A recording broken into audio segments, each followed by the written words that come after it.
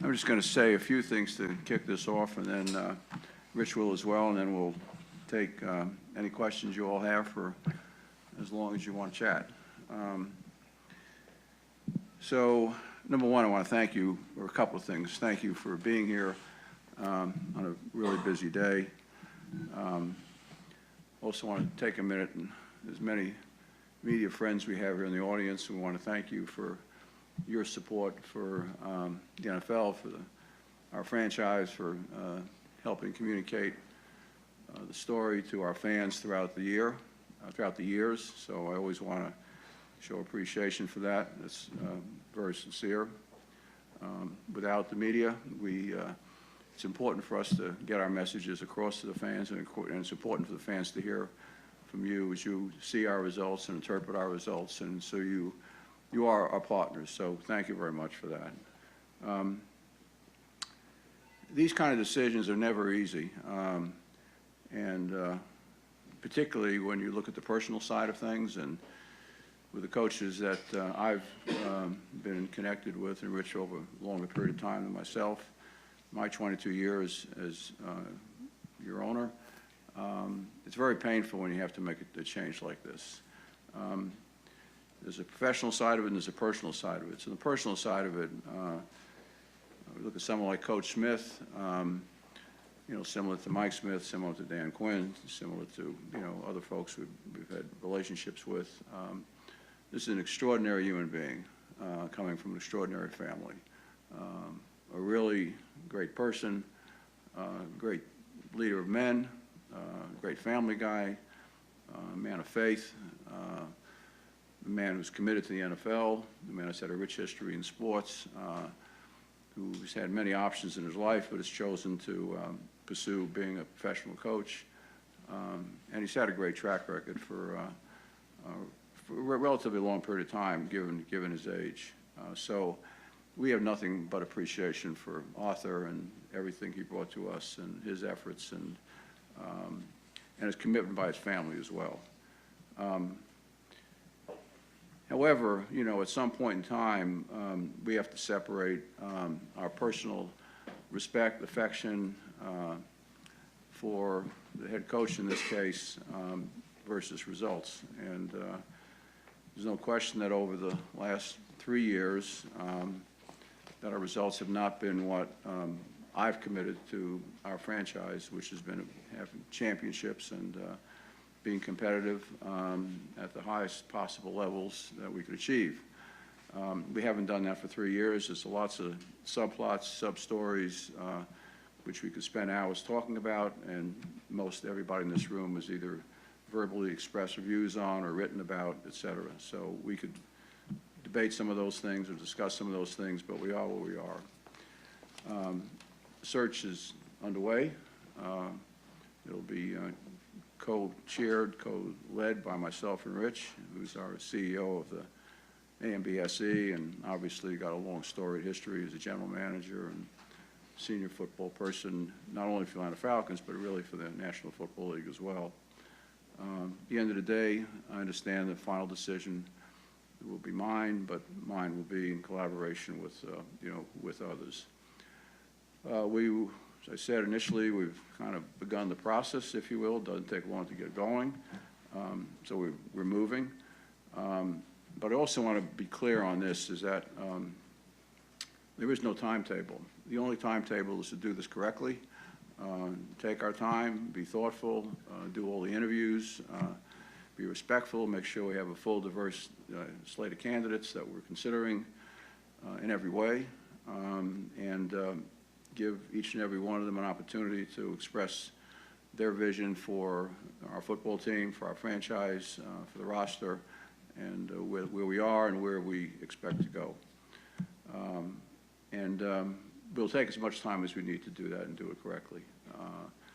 So that means and I think it's a good thing, as Rich and I have chatted about this more than once, and I serve on the DEI committee for the NFL and have been involved in a number of these changes. The NFL, by design, has kind of slowed the process down. There's multiple teams that are in playoffs now, that there's different rules about when you can talk to each person.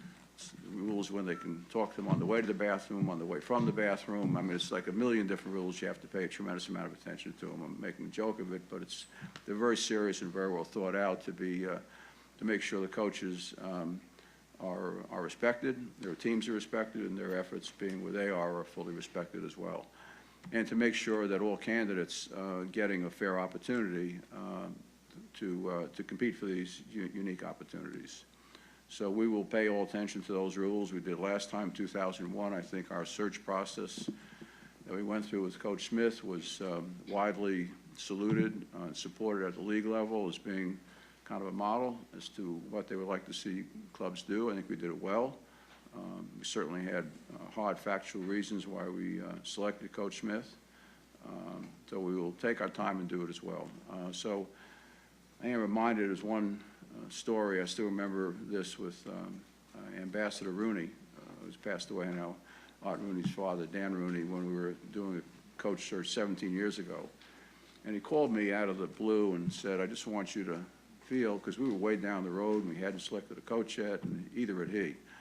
He said, just, take your time, do this correctly. You're going to hear it. You can't hire coordinators. You can't hire position coaches. Hire a head coach immediately, et cetera. He said, and they had taken forever. And the guy they selected was Mike Tomlin.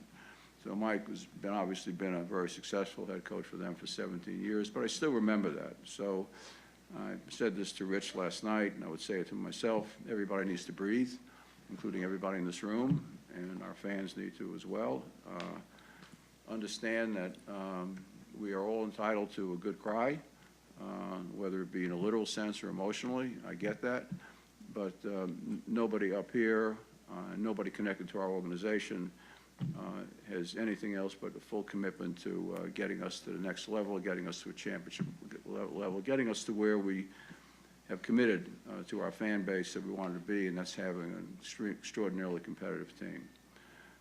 So we'll do everything we can to invest in that. As always, we'll put all resources on the table. We have an incredible stadium. We have an incredible fan base that for the last couple of years have been voted #1 in fan experience in the NFL in terms of the environment we've created. We want to make sure that we thank the people in the stadium, but we mostly thank our fans who have brought that energy to the building, despite results that have been something less than they wanted to see and that we wanted to see. But I salute them and attribute a lot of that success to them. So with that, let me flip it over to Rich, and then we'll take as many questions as you all have. We're not in any rush. Be thoughtful about your questions, and outside of my golf game, any question is fair. So I'll refer my golf question to either Rich or Zach, to you, either one of the two of you. Mr. McKay? Yes, sir. So for me, it's a hard day. I'm the son of a coach, so I know the impact of decisions like this and what they mean. They mean to the families, to all the people that are associated with, trying to get us to the championship level. It's a very tough moment. Let me say to Arthur Smith and to what he did for us. When he came in with he and Terry in 21, we were in a situation where the franchise had some veteran players that were on veteran contracts with a very, very challenged salary cap. And I give credit to both, Terry and Arthur in that, they spent 2 years retooling our roster, fixing our salary cap, which really wasn't the function of mismanagement before, but a function of trying to keep a veteran team and taking a chance to win a championship, and then having COVID come in and have the salary cap go down, which really kind of caught us. But that said, I give them a tremendous amount of credit. Arthur is a great human being, a very collaborative head football coach, gave great vision to our scouting department, and I think that allowed the retooling of the roster where I think we're in a good place. We intend to win and compete at the highest levels in 2024. One of the reasons we made this move is that reason. And part of the reason we think we can do that is the work that Arthur and his staff did, as did Terry and his staff. It was not easy. This year, we did not achieve what we wanted to achieve. And there are many factors around it. But for us, we have to look at the fans and say, are we in a place where we think we can compete for a championship? And are we going to be too patient or not? And in this case, we felt like the change was necessary to make sure that we compete in 24 at the highest level. So I, have a really good, I've enjoyed my professional and personal relationship with Arthur. He did, as Arthur Blank just noted, he started at the ground up. I mean, he was a GA or below GA that worked his way all the way up to being a head football coach. And he's a very respectful, very good guy in the building, very good relationship with his players. But we need to always hold ourselves accountable to our fans, and we need to try to put ourselves in a position to compete for championships, and that's why we made this decision at this time. Let me, there's two other comments I want to add on. One Rich alluded to, and I want to be really clear on this. We've been around situations where the coach has lost, quote, the locker room. You've heard that, seen it, maybe experienced it here, maybe elsewhere, you've read about it. This coach never lost the locker room. And I want to be clear on that, and it's a great credit to him, the other coaches, but it's also a tremendous credit to the players, to the leadership that we have on this roster, in that locker room, that the last play to the last day, they were fighting. So I want to give them credit. And our allegiance, our alliance, Rich alluded to, is to our fan base, but it's also to the players. It's the players. It's not about the financial relationship between us and the players, but we owe it to the players to make certain that, given their commitment to the game, emotionally, physically, energy, passion, everything that they do professionally, that we're giving them the best opportunity to win. And if it's anything less than that in any way, then we have to address that ourselves. So, part of this is to honor our fan base, but part of it is to honor our players and make sure that they know that we will do anything and everything we can to give them the best opportunity to perform at the level that they need to perform to give us a chance to have championships in Atlanta. So salute to the players, and salute to Arthur and his coaching staff for building that relationship with the players. It's very impressive. Not just a handful of players, a number have spoken out on his behalf, which is all accurate and honest and attributable to themselves. They weren't, positioned to speak up. They just spoke from their hearts. So great kudos to that whole group of players and that coaching staff as well.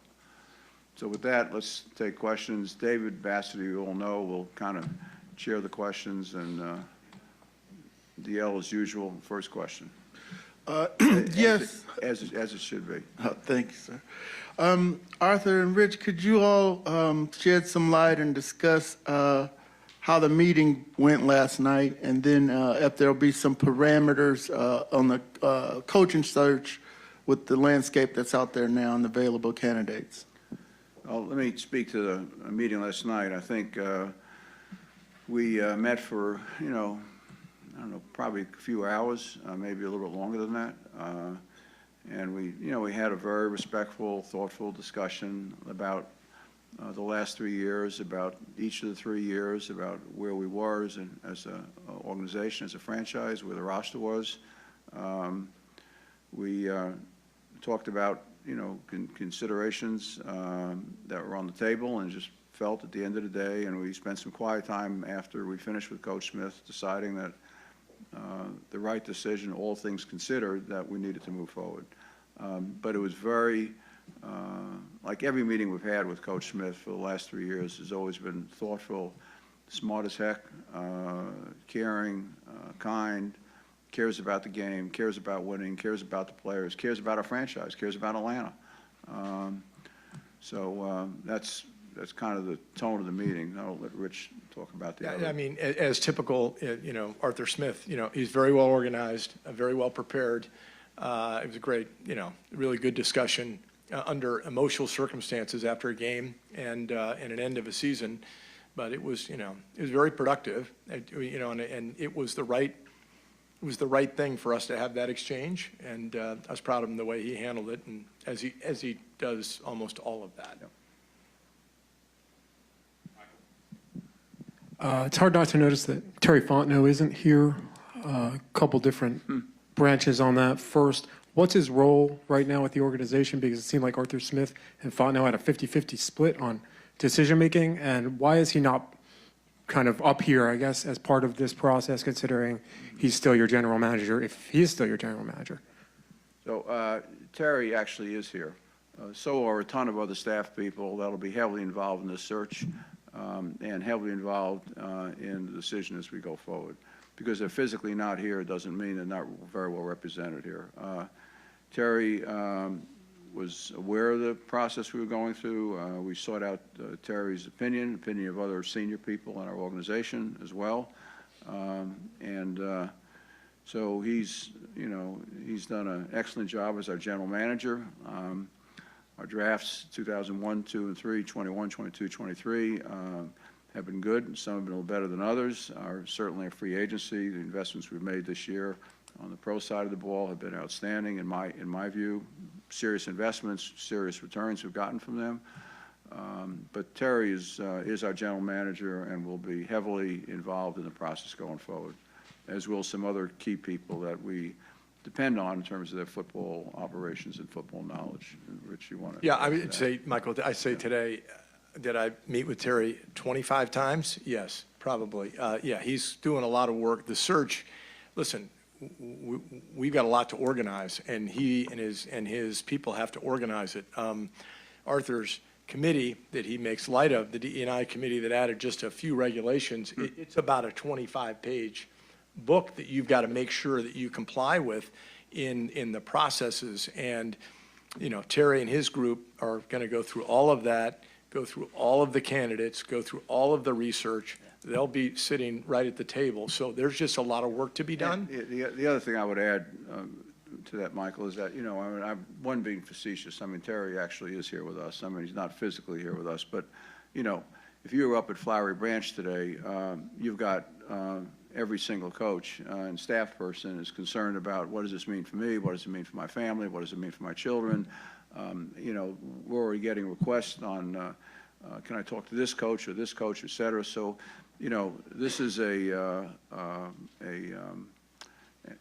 would say a battle. It's not a battle, but it's a challenge that has to be met on a number of fronts. So he's dealing with one front up there. Rich was up there earlier today. I probably spoke to Terry 4 times myself today. So don't read anything into him not being here as other than he's our partner, he's our general manager. He will definitely be part of this process as we go forward, and we appreciate the work that he and his personnel department have done in the last 3 years. Most people in this room and most people around the NFL would generally say that, we've got a pretty darn good roster in a lot of areas, always room for improvement. But he and Arthur Smith together have put together that roster, so I give them credit for that, and with their whole staffs.